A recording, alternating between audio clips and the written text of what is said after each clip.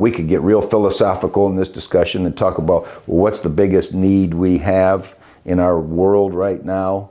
And one of the debate items might be, we need to do a better job at home.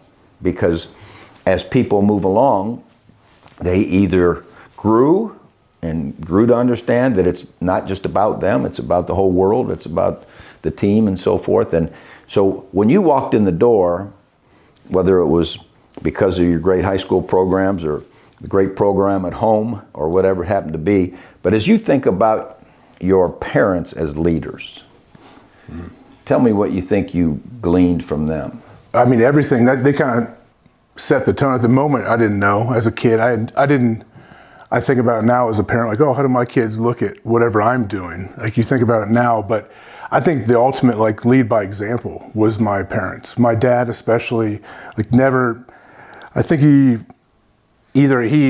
one of my parents was at all of our games ever for our whole life, basically. Either my mom or my dad. I think my dad, I don't know if he missed an NFL game of mine. Every away game, every home game, everything. And what he would say is, people would say, man, so do you go to some of the games? And my dad's like, yeah, I go to all of them.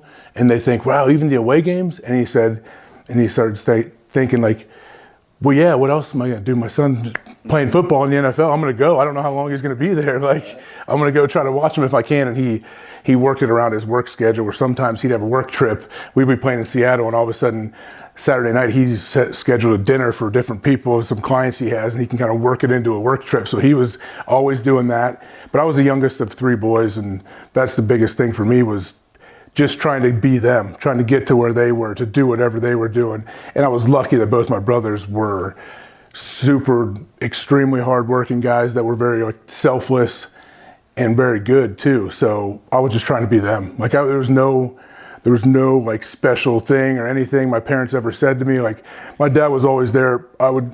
I still tell people, like, they assume, oh, your dad, like, would he like wake you up in the middle of the night and make you guys run sprints in the backyard? Like, absolutely not. He would never have done that. But I could easily go wake him up in the middle of the night and ask him to rebound for me because I want to shoot free throws. And he would just roll out of bed and come shoot and rebound for me. So, like, those are the things I always remember. They were always there and never once like turned down or said like, oh no, we can't do that. You gotta just stay inside. I'm tired. I want to sit here and not do anything. Like, that's never happened in my childhood. So I am very aware of that with my kids now. Like, I don't ever want to be too busy or doing something to where I can't. If they ask me to come do something, I want to be available.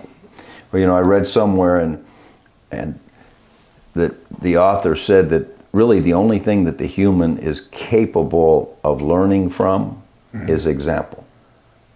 Yeah, what do you I believe that. I mean, that's how I don't know. I think we get, like I said, bring everything back to kids. Like, my kids don't care what I say now. Like, they've been around me enough. I can sit there and correct them and say, hey, that's not how we do this. They tune that out. So I'm sure as a coach, you're always trying to figure out, how do I get the message to these people?